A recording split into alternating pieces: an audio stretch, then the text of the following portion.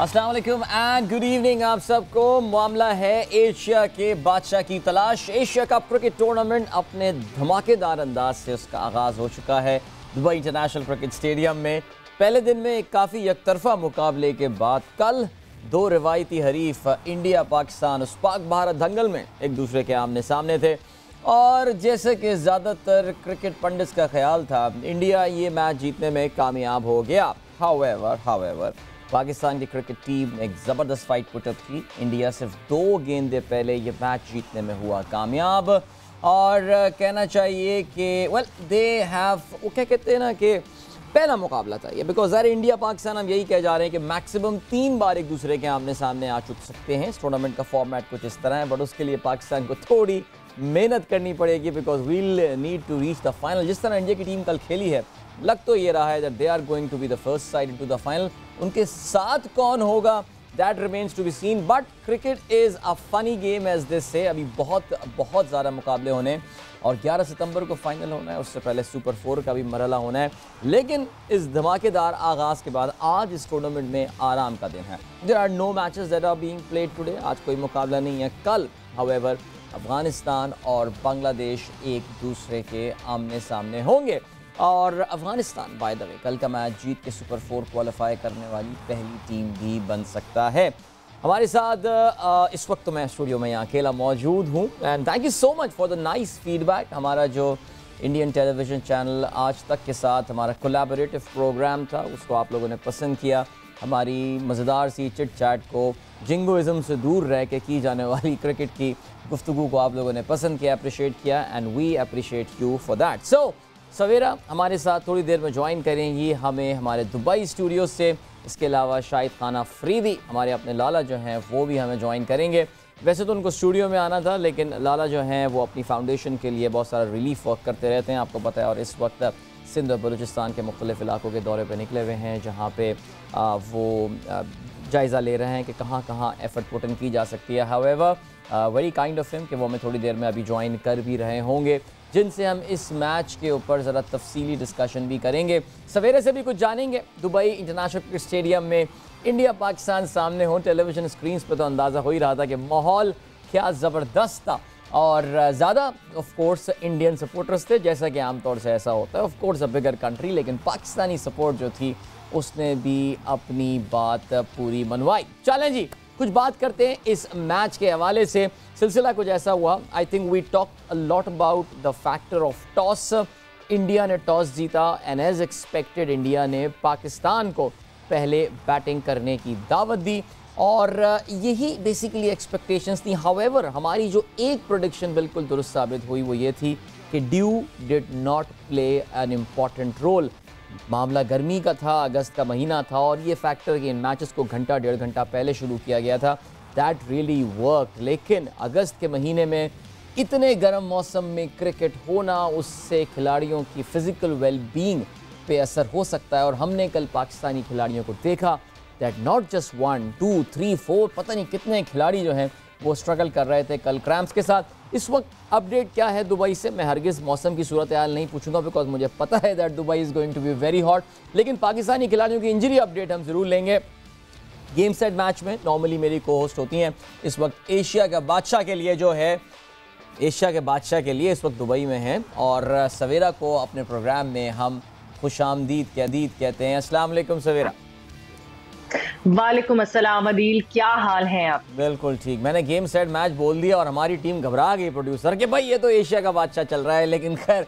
तो सवेरा दुबई में कल इन कहते हैं ना कि अज़र में शम्स थी, बिल्कुल ऑब्वियस सी ये बात थी कि क्या ज़बरदस्त माहौल था और ऐसे इन्वायरमेंट और ऐसे माहौल में इतना क्लोज मैच देखना as an audience, forget the fact that you are there to cover that match. As a cricket को चाहने वाली, as a Pakistani cricket supporter, as a supporter of cricket, आपने बड़ा एंजॉय किया होगा कल का मैच। बहुत ज़्यादा एंजॉय किया अदील। ऑनेस्टली स्पीकिंग देखें, मैं जब स्पोर्ट्स जर्नलिज्म में आई थी उससे पहले मैं फैन थी, ऐसा नहीं था कि this was a job for me. So I always enjoy that moment. मतलब this job has always been a love for me, a passion for me. So कल वाकई मेरा वो फैन जो है वो जाग गया था। 2-3 दफा जो है वो मीडिया बॉक्स में एकदम से मेरी कोई जोर से आवाज भी निकली, and then I realize okay Savera hold on, मैं मीडिया में बैठी हुई हूँ। But then I get a chance to go in the crowd as well. तो मैं थोड़ी देर के लिए स्टैंड्स के अंदर भी गई and I could interact with people. Obviously we could not shoot within the premises, but उनसे इंटरेक्शन हुई। The kind of support that was there Adeel, that was brilliant. मतलब पाकिस्तान इंडिया के फैंस साथ बैठे हुए, एक दूसरे को छेड़ भी रहे मगर एक दूसरे के साथ सपोर्ट भी, sharing food with each other. एक इतने मजे का माहौल था कल। कल एक बहुत स्ट्रॉन्ग फीलिंग मुझे ये हुई that maybe after that last win we have matured as a fan. बहुत सारे फैंस ऐसे थे, वी हैव टोटली, मतलब जीतने के बाद भी ना बाहर जब फैंस आ रहे थे तो कोई इंडियन फैन ऐसा नहीं था जो कि आपको चिढ़ा रहा हो आके, या कोई मतलब ऐसे कोई रिमार्क्स दे रहा हो जो आपके लिए हर्टफुल हो, which was a very positive sign for me. That is very nice actually। और हम जो हरभजन सिंह के साथ प्रोग्राम कर रहे थे और हमारा जो वो पाक भारत दंगल वाला हमने स्पेशल प्रोग्राम किया था, उसमें मैंने स्पेसिफिकली यही सवाल पूछा था कि Indians have actually become very circumspect. और जो एक और बात बड़ी ऑब्वियस थी सवेरा, वो ये थी कि सही है जी, मैं देख रहा था अभी ESPN क्रिक इन्फो वगैरह ये सब कह रहे हैं कि जी जडेजा ने आके सरप्राइज कर दिया नंबर 4 पे पाकिस्तान को। ये बात भी माननी पड़ेगी कि इंडियंस और पाकिस्तान की टीम की क्वालिटी में बड़ा फर्क था, लेकिन उसके बावजूद हमारी तरफ से भी नसीम और दहानी ने, अभी नसीम का डेब्यू मैच, दहानी के अपने करियर का सबसे बड़ा मैच, हमने भी इंडिया को सरप्राइज अच्छा खासा किया उस मैच में। वैसे they were not prepared for that. बिल्कुल बिल्कुल अच्छा खासा सरप्राइज किया। इनफैक्ट प्रेस कॉन्फ्रेंस में ये सवाल भी पूछा गया अदील, एक इंडियन जर्नलिस्ट ने ये सवाल पूछा कि वर्ल्ड T20 के बाद से हम ये सोच रहे थे win the toss win the match, यही होगा सारा सिनेरियो, मगर पाकिस्तान ने ये प्रूफ किया कि win the toss win the match. ठीक है पाकिस्तान नहीं जीता, बट पाकिस्तान ने इतना चैलेंज किया कि डाउन द वायर ये मैच लेकर गए, विच मीन्स के 19-20 एफर्ट इधर से उधर हो and a team can win it.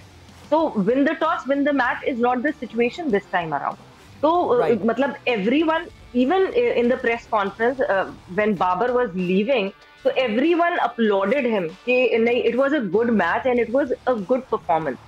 Batting में obviously we had issues, मगर bowling में our bowlers were remarkable. Absolutely, I think bowling हमारा weaker link लग रहा था, लेकिन जिसे कहते हैं ना दिल नातवा ने मुकाबला खूब किया। इससे पहले कि मैं शायद आफरीदी लाला ने हमें ज्वाइन कर लूँ, सवेरा एक सवाल सिर्फ नसीम की इंजरी के हवाले से, what's the update that you have? Update, क्योंकि मेरी अभी थोड़ी देर पहले बात हुई है फ्रॉम पाकिस्तान कैंप में, so the recent update is he is fine. वो उस वक्त के क्रैम्प्स थे because of the heat and everything, he was dehydrated, may be इस वजह से वो क्रैम्प्स पड़ना शुरू हो गए थे, because you could see Naseem putting in every inch of his effort. He was amazing, yes. Amazing. यानी यार मेरे ख्याल से आई थिंक पाकिस्तान के जितने करोड़ लोग बैठे हुए उस वक्त मैच देख रहे होंगे, वो तकलीफ फील कर रहे थे जब वो अपने वो आखिरी 4 या 5 गेंदें नसीम कराने आ रहा था। लाला हमारे साथ मौजूद हैं। अस्सलाम वालेकुम लाला, हैं आप? वालेकुम सलाम अदील, सवेरा। अच्छा लाला, पहले हम नसीम से ही स्टार्ट करते हैं बिकॉज नसीम की इंजरी चलें। एक तो अच्छी खबर हमें ये आई है कि वो वक्ती तौर से गर्मी की वजह से उनको क्रैम्प्स पड़े थे। बहुत गर्म मौसम में ज़ाहिर क्रिकेट हो रही है, आसान नहीं होता खिलाड़ियों की फ़िटनेस को इस तरह मैनेज करना, लेकिन क्या लड़के ने कल राला एफर्ट पुट अप किया है। आई मीन जिसे कहते हैं ना, हम सब का सर फ़ख्र से बुलंद कर दिया उसने।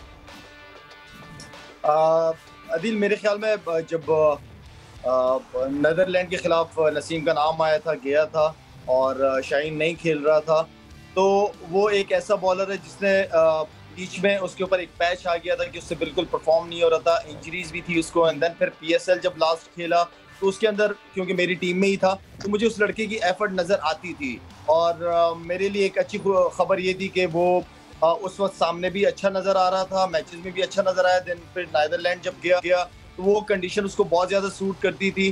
कल का पिच जो था वो बिल्कुल नसीम, और बल्कि एक स्टेज पे तो मैं शाहीन को, कम टोटल था तो शाहीन को मैं साथ में बड़ा मिस कर रहा था, इसलिए कि जिस तरह का पिच था, एक खिलाने वाला, बैट्समैन को खिलाने वाला पिच था आगे की तरफ, इसलिए कि आगे से काफ़ी मूवमेंट स्विंग हो रहा था बॉल।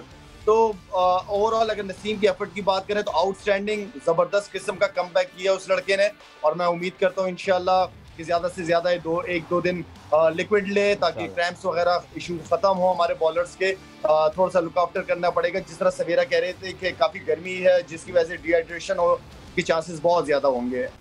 और सवेरा पाकिस्तान के लिए लाला, एक एडवांटेज, ये सोच रही थी जी मैं सिर्फ ये सोच रही थी लाला कि जब शाहीन शाह अफरीदी की वापसी होगी तो इमेजिन एक तरफ से शाहीन, एक तरफ से नसीम, मतलब it would be wonderful.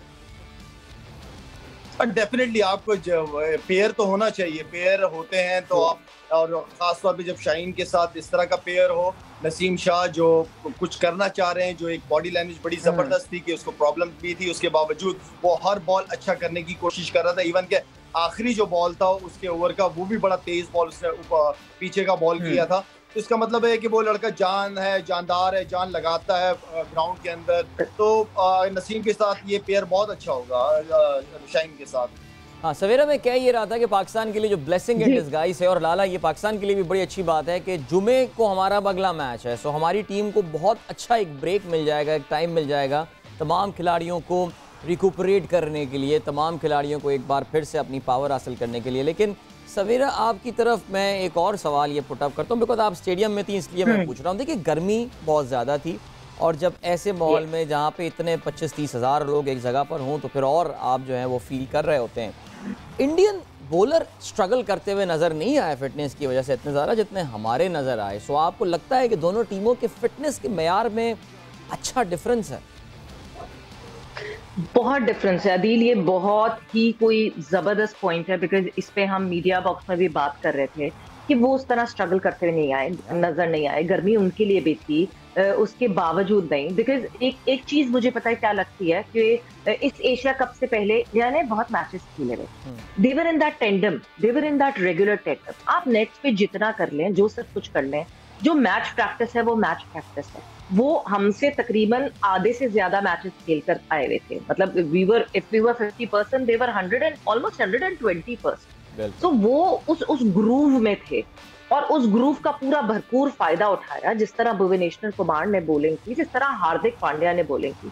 But one thing, ये तो आप फिटनेस की बात कर रहे हैं, अब मैं लाला से भी इस बारे में भी बात करूंगी कि जब एक चीज, होमवर्क बहुत स्ट्रांग हुआ था, टीम इंडिया ने बहुत बहुत स्ट्रांग होमवर्क किया हुआ था, एक एक बैटर की वीकनेस पे जाके उनको आउट।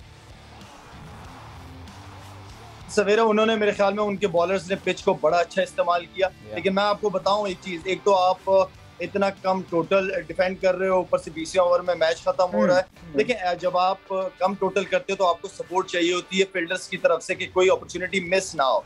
मैं ये समझता हूँ अगर विराट कोहली का कैच हो जाता स्लिप में तो मेरे ख्याल में उनकी टीम, मैं तो नहीं समझता था कि वहां से जीत सकती थी।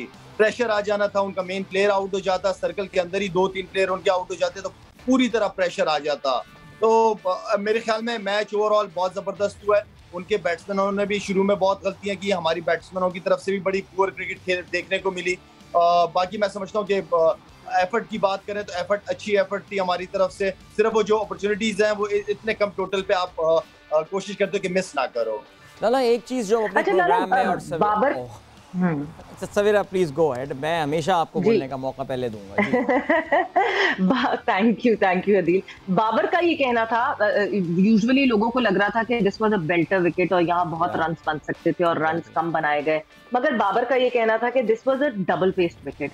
इसमें जो है मुसलसल बॉल वेरिएट कर रहा था, किसी एक पैच पे पड़ता था तो डिफरेंटली बिहेव करता था, किसी डिफरेंट पैच पे पड़ता था, बिकॉज ये वही पिच है जो कि कल इस्तेमाल हुई थी मैच में। तो ऑलरेडी इस पे 40 ओवर्स खेले जा चुके थे, एंड देन फिर एक दिन बाद जो है इस पे फिर से मैच हुआ है। तो ही सेड के शुरू में बहुत मुश्किल थी बैटिंग। सवेरे देखें, वो तो जहरी बात है, वो खेल रहे हैं और आप देख रहे हैं, तो हमारे देखने उनके खेलने में बहुत ज्यादा फर्क है। और मैं ये समझता हूँ कि जरूरी नहीं होती कि हर पिच के ऊपर आप 180-190 रन ही करें T20 में, ठीक है। आपने अगर पिच को रीड कर लिया था तो अकॉर्डिंग टू द पिच आप अपनी सिचुएशन को चेंज कर सकते थे, एंड देन थोड़ा सा वेट कर लेते। 12-13 ओवर के बाद आपके पास ऐसे स्ट्रेंथ थी, ऐसे बैट्समैन थे जो कि लंबी शॉटें मारने वाले बैट्समैन थे, और जिनसे हमें उम्मीद भी थी कि इन तीनों में से अगर आपका क्या कहते हैं, नवाज या आपका खुशदिल या इफ्तिखार या आसिफ अली चल जाते तो वो स्कोर ऊपर 160-170 तक हो जाता। थोड़ा सा मैं समझता हूँ कि हमने जल्दबाजी की है, शुरू के 6 ओवर हमने क्रिकेट अच्छी नहीं खेली, हमारे बैट्समैनों ने पिच को रीड करने के बाद थोड़ा सा प्लान चेंज कर सकते थे वो अपना।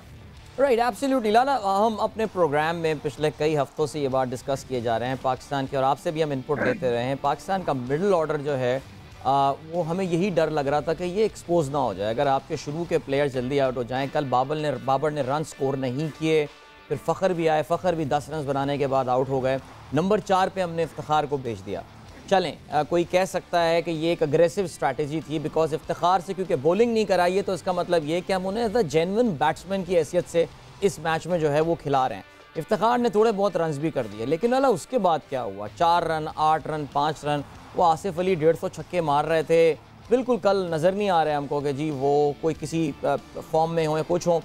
ये चीज़ तो पाकिस्तान को आगे चल के परेशान करती रहेगी। आई मीन फिर वही बात आ जाती है, एक सर्कुलर आर्गूमेंट आ जाता है कि पाकिस्तान का कहीं ऐसा तो नहीं है कि अब ओपनिंग टॉप 3 बैट्समैन और डिफेंसिव होकर खेलेंगे कि उनको पता है कि यार शाहनवाज दहानी हर मैच में 2 छक्के थोड़ी लगाएगा।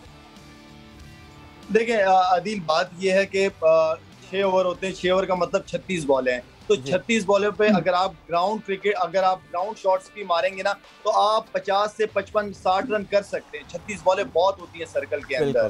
तो देखें, और दूसरा ये कि आपके पास जो बैट्समैन है उसके बाद 3-4 के बाद वो तो सारे आपके पाकिस्तान के टॉप डोमेस्टिक प्लेयर्स हैं और काफी अरसे से पाकिस्तान टीम में इन आउट रहे हैं, खेलते रहे। इनसे अच्छे टॉप बैट्समैन आपको नहीं नजर आएंगे। कोई आप नाम लेके दिखा दे मुझे ये जो परफॉर्मर्स हैं।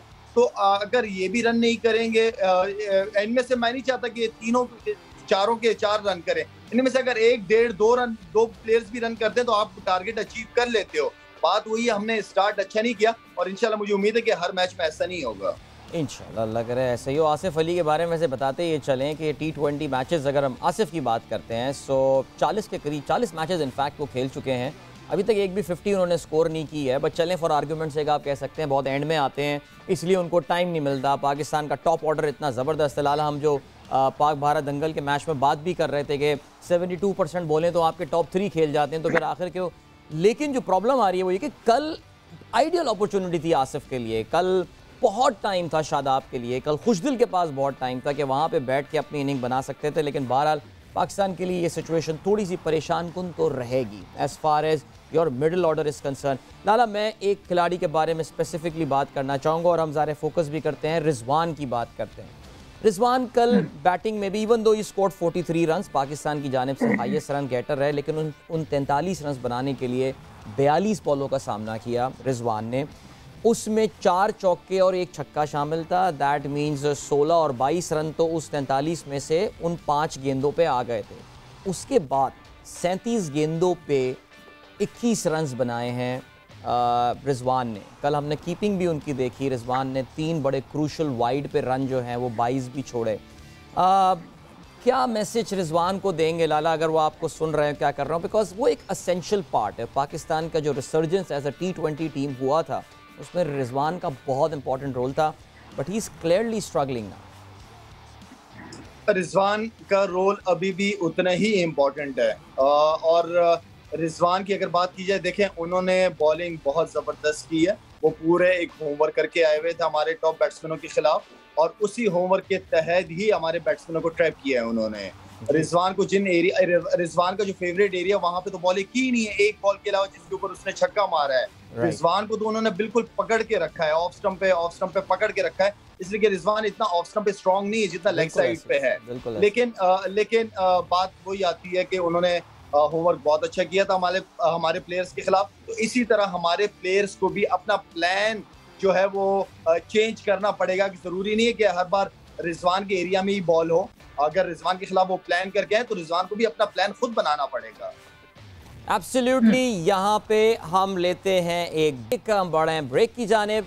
एशिया का बादशाह जिसकी तलाश जो है वो जारी है। 2 मैचेस हो चुके हैं। इंडिया पाकिस्तान मैच के हवाले से मैं, सवेरा पाशा और शाहिद खान आफरीदी हमारे अपने लाल पर डिस्कशन जारी रखेंगे after this break. Don't go anywhere and keep watching.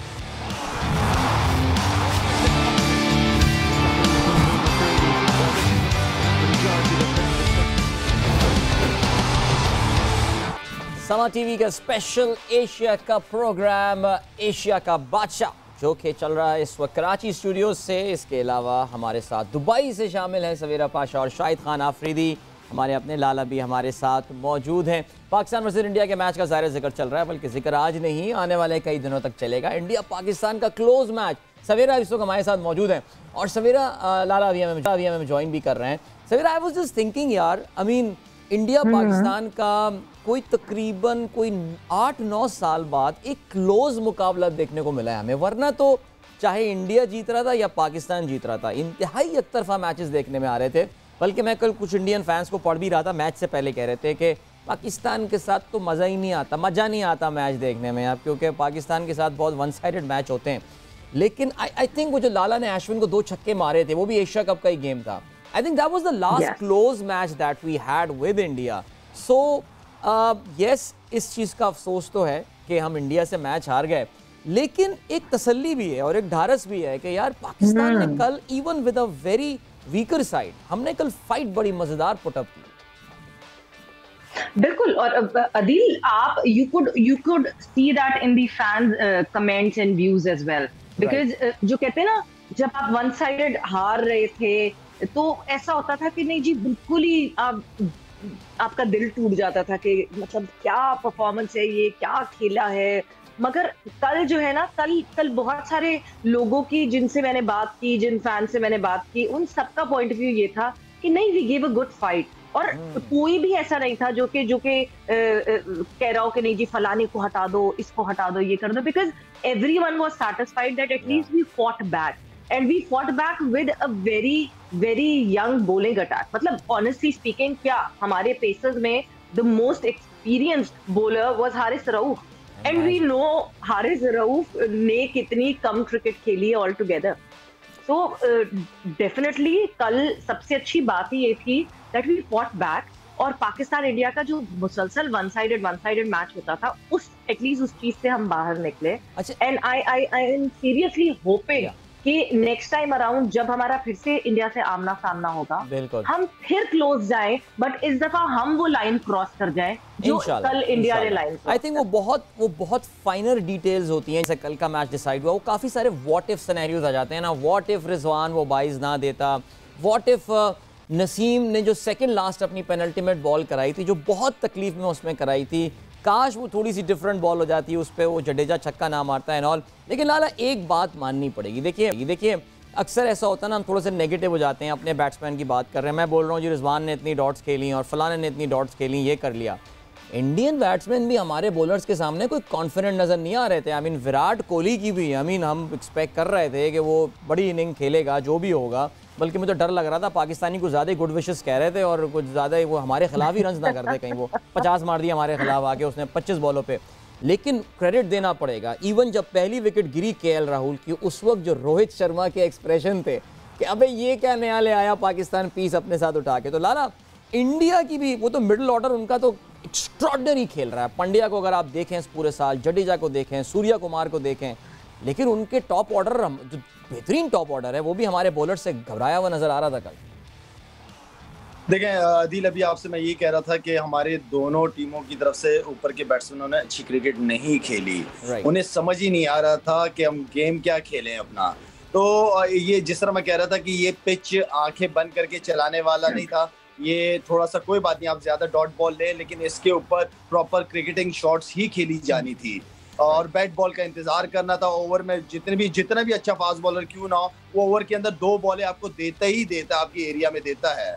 तो मेरे ख्याल में मैं नसीम शाह आउटस्टैंडिंग स्पेल जी, आउटस्टैंडिंग, बहुत अच्छी एरिया पे वो गेन कर रहा था, जहां पे जरूरत थी, जहां से विकेटें आने की चांसेस थी।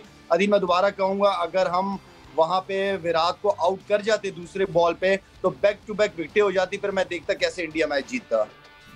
लाला एक और बात अब करते हैं, मेरे ख्याल से जिसे कहना चाहिए सही मुसलमान होने का हमारे एक खिलाड़ी ने हक अदा कर दिया कल, तो भाई कमाल कर दिया, फ़ख्र की बात करते हैं हम माशाल्लाह। यानी बॉलर को भी यकीन नहीं आ रहा था, विकेट कीपर भी ऐसी आपस में डिस्कशन कर रहे थे, वो हमारा बल्लेबाज उसने कहा जी एज लग गया, खुदा हाफिज़ जी मैं तो जा रहा हूँ। यानी कल ये बड़ा मज़ेदार गेम कर गया फ़ख्र साहब। क्या कहेंगे इस जेस्चर के बारे में आप? वैसे ठीक है, आउट था, फेयर एनफ। बहुत सारे ऐसे प्लेयर्स मैंने देखे हैं जो एम्पायर की उंगली का इंतजार भी नहीं करते थे और चले जाते थे। ऐसे प्लेयर्स मुझे नजर आए, ऑस्ट्रेलिया की टीम में भी नजर आए, बल्कि इवन के यूनुस खान को भी मैंने देखा है, आउट हो जाता था तो इंतजार नहीं करता था किसी का। Very nice, very nice. अच्छा, आवाम तो डिसअपॉइंटेड थी, सवेरा वैसे लोग तो डिसअपॉइंटेड थे यार, वेट कर लेते, इंडियंस को अपील तो करने देते, बिकॉज अदील सवेरा इवन के मैं वेट नहीं करता था, मेरा बॉल ऊपर चला जाता था, मैं चला जाता था dressing room. Very nice, very nice. ये दिस इज द ऑनेस्टी जो आपको अपने साथ जो है वो रखनी चाहिए, because at the end of the day आपने खुद को फेस करना होता है कि हाँ जी, अगर मुझे पता है कि मेरे बैट से जो है वो हल्का सा भी एक हल्का सा भी जो है वो फेदर टच भी हो गया तो व्हाई नॉट। मगर लाला, मैं आपसे ये पूछना चाह रही थी, अगर मैं टीम पाकिस्तान और इंडिया के एक मेजर डिफरेंस की बात करूं, क्या Hardik Pandya is that major difference? क्योंकि मैं अगर मैन टू मैन मार्किंग करती हूँ दोनों टीम्स की, तो मैन टू मैन मार्किंग हो जाती है कि कौन कहाँ किधर कहाँ, बट जब मैं हार्दिक पांड्या की बात करती हूँ, एक फास्ट बॉलिंग ऑलराउंडर जो कि दोनों बैटिंग में भी बॉलिंग में भी डिलीवर करके दे रहा है, क्या Hardik Pandya is the major difference between team Pakistan and India? Savera, मैं अगर आपने मेरे पुराने इंटरव्यू सुने हुए हो तो उसमें मैंने ये बात बहुत पहले की है कि पाकिस्तान टीम को अब्दुल रज़ाक जैसा ऑलराउंडर चाहिए। ये अभी तक हम वो जगह पूरी नहीं कर पाए कि जो बॉलिंग भी करे, जो बैटिंग भी ज़बरदस्त मैचेस आपको जितवाए।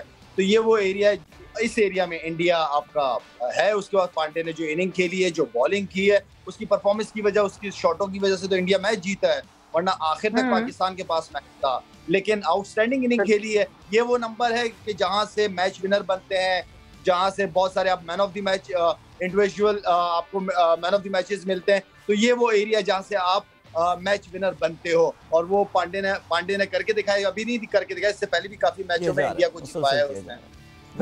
वैसे सवेरा, बल्कि लाला, आपको भी पता है वो आप जो हमारा पाक भारत दंगल प्रोग्राम चल रहा था, उसमें जो आपने गंभीर के हवाले से बात की थी, वो इंडिया में बड़ा वायरल हो गया वो वाला कमेंट। वो मैं तो बल्कि मैंने सवेरा को टैग भी किया था, उसमें एक थ्रेड था वो कि आपके खिलाफ वो एक बड़ा पॉपुलर कोई इंडियन सोशल मीडिया का आदमी है कि शाहिद आफरीदी ये तो शाहिद आफरीदी वो। मुझे लग रहा है कि वो गौतम गंभीर वो इंडियन राइट विंग की रेड लाइन बनता जा रहा है क्रिकेट में, आपने क्रॉस कर दी वो। नहीं, ये मेरा मतलब है कि मीडिया को भी तो चटपटी खबरें चाहिए होती है ना, चलने दे। चले, ठीक हो गया। वैसे फखर की ईमानदारी पे ना सवेरा, उस वक्त मैं ये बात कह रहा था, बट ऑनेस्टली जो लाला ने बात की थी, मैं जितने इंडियन क्रिकेटर्स थे उस टाइम फ्रेम के जिनसे मेरा इंटरेक्शन है, वो लोग भी ज्यादा मतलब ज्यादा उनकी दोस्ती नहीं है गौतम गंभीर से। राइट, और बहुत क्लोज है बीजेपी के। आप जानते हैं कि वो दिल्ली से उनके जो हैं वो मेंबर भी हैं वो पार्लियामेंट एंड ऑल 12। लेकिन हाँ जी लाला, आपका हम थैंक यू सो मच, यहाँ पे बहुत शुक्रिया कि आपने हमें ज्वाइन किया, और इंशाल्लाह मुलाकात आपके साथ बातचीत जारी रहेगी। Okay Savera, we have to move towards a break. जल्दी से आप बोल दीजिएगा। ओके लाला, मैं आपसे बस जल्दी से एक चीज पूछना चाहती हूँ। पंत के ऊपर दिनेश कार्तिक को प्रेफर करना आपको कैसी स्ट्रैटेजी लगी है? सवेरा दोबारा कहिएगा प्लीज। ऋषभ पंत के ऊपर दिनेश कार्तिक को खिलाया गया, जबकि पंत लगता है कि हमेशा परमानेंट मेंबर है वो टीम इंडिया का। ये स्ट्रैटेजी रोहित शर्मा की कैसे लगी? देखें, ये तो खैर डिसीजन कप्तान का डिसीजन है उनका, लेकिन ये है कि ये कार्तिक को मैंने IPL के मैचेस में भी देखा है, उसने काफी अच्छा परफॉर्म किया है। और इससे पहले भी इसको ये दो प्लेयर्स हैं जिनमें से किसी को रेस्ट कराते हैं, किसी को खिलाते हैं, तो ठीक है, अच्छा प्लेयर है, उसने पास्ट में उसकी अच्छी इनिंगें रही हैं। Alright, great, thank you so much Lala, बहुत शुक्रिया। सवेरा आप हमारे साथ ही रहिएगा। ब्रेक की जाने मिलेंगे आपसे इस ब्रेक के बाद। एशिया का बादशाह है हमारा ये सिलसिला, जिसमें we will catch you at the other side of this commercial break.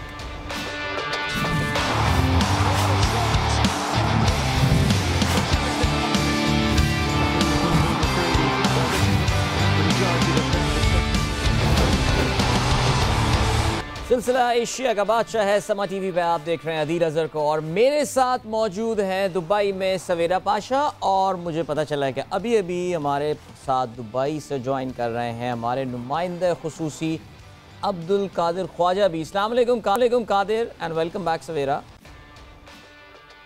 वालेकुम अस्सलाम अदील। अच्छा कादिर, आपकी वैसे फाख्ता जो है वो स्पोर्ट्स सर्कल में बड़ी मशहूर है, तो आप मुझे बताएं फाख्ता अपने साथ दुबई लेकर गए हैं या लाहौर में ही छोड़ के गए हैं उसको? फिर मैं सवाल पूछता हूँ।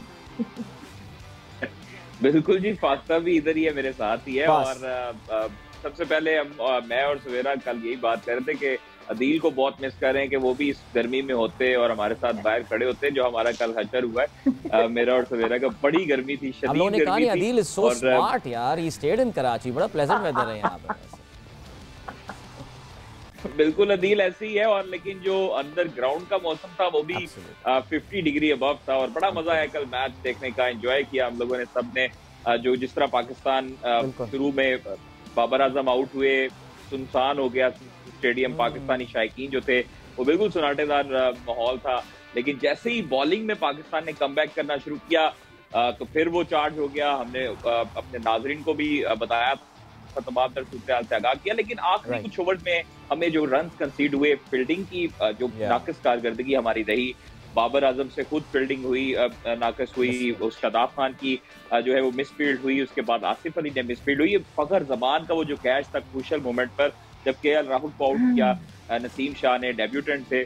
लेकिन उसके बाद जब फखर जमान के पास सेकंड स्लिप पर कैच आया और उन्होंने ड्रॉप किया तो उस वक्त थोड़ा सा पाकिस्तान टीम के ऊपर प्रेशर बिल्ड हुआ, जिसके बाद पाकिस्तान ने चले अच्छा है, स्पिनर्स ने बड़ा अच्छे तरीके से, शदाब ने बड़ी बेहतरीन बॉलिंग की, नवाज ने बेहतरीन बॉलिंग की। और अभी मेरी नसीम शाह से बात हो रही थी तो वो उनका कहना था कि कोई ऐसी खास इंजरी नहीं है, क्रैम्प्स पड़े थे और वो गर्मी की वजह से हुए थे, जो मोहम्मद इरफान को भी अपने स्क्रीन पर देखा जा बहुत सकता इंपॉर्टेंट पॉइंट है कादर। मैं इसीलिए आपकी फाख्ता का जिक्र कर रहा था कि चले नसीम ने तो आपको खुद बता दिया that he is doing fine. इंशाल्लाह पाकिस्तान के पास 4 दिन का ब्रेक है before the match on Friday against Hong Kong. Pakistan team के मोराल के बारे में कुछ बताइए कि मैच हारने के बाद, ज़ाहिर इंडिया से मैच हारना एक डिसअपॉइंटमेंट ज़रूर होती है और इतना क्लोज आके, यानी सिर्फ 2 बॉल्स टू स्पेयर इंडिया ये मैच जीता, even with a very strong Indian side. So Pakistan team का मोराल ड्रेसिंग रूम का कैसा है, ये बताएं। अदील, आपने मेरी फाख्ता की बात की थी तो फाख्ता को मैंने बस में भी छोड़ा हुआ था और उसके बाद होटल में भी छोड़ा हुआ था, तो उसने बताया है कि जो बस का माहौल था वो थोड़ा सा टेंस था, लेकिन जैसे ही होटल में पहुंचे हैं तमाम प्लेयर्स, तो सब प्लेयर जो थे वो उसी तरह रूटीन के मुताबिक जिस तरह अपने होटल रूम में जाते हैं, फ्रेश हुए, उसके बाद डिनर उन्होंने किया, कोई ऐसा टेंशन वाला माहौल नहीं है। और बाबर आजम, ये लीडर के ऊपर डिपेंड करता है, जो आपका टीम लीडर होता है वो किस तरह की सिचुएशन को हैंडल कर सकता है, क्या अपने ऊपर वो प्रेशर हैवी करेगा या उसके बाद जो है उसको ओवरकम आएगा। लेकिन बाबर आजम ने बड़े अच्छे तरीके से प्रेशर को हैंडल किया, तमाम प्लेयर्स को मीटिंग रूम में बुलाया कल मैच के बाद और उसके बाद तमाम प्लेयर्स को कहा कि आप लोग बेहतरीन खेल का मुजाहरा किया है, जो शाहीन शाह अफरीदी की कमी नसीम शाह ने पूरी की है, उससे टीम का मोराल मजीद बुलंद हुआ है और पाकिस्तान टीम को हौसला मिला है कि नसीम शाह जो है वो अर्ली ओवर्स में विकेट हासिल करने में कामयाब हो सकते हैं और शाहीन की कमी को पूरा कर सकते हैं। तो ये चीजें हैं, तमाम तर जो लड़के हैं वो जेलिन है, बहुत अच्छा माहौल है ड्रेसिंग रूम का भी और ऑफ ड्रेसिंग रूम का भी। होटल में तमाम लड़के अच्छे हैं, स्विमिंग सेशन होते हैं, तमाम लड़के डिनर पे जाते हैं, बाहर घूमते फिरते हैं, तो ये ऐसा टेंस वाला माहौल नहीं। जी सर।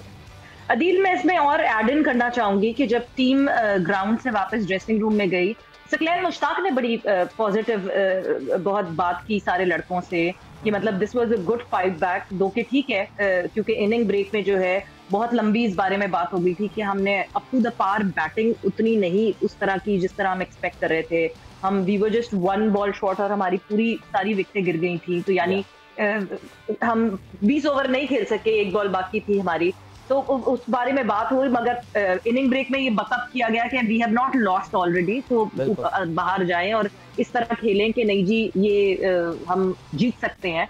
बट जब वापस आए लड़के, उसके बाद जो है बहुत पॉजिटिव सकलैन मुश्ताक ने भी बात की टीम से कि हमने फाइट बैक किया, हमने इतने छोटे टारगेट के ऊपर जहां सबने बिल्कुल वेव ऑफ कर दिया था कि अब पाकिस्तान तो इनके शुरू के ऊपर के 2 बैटर्स ही जो है वो पाकिस्तान के लिए ये इंडिया के लिए टारगेट पूरा कर देंगे और जरूरत ही नहीं पड़ेगी किसी और की।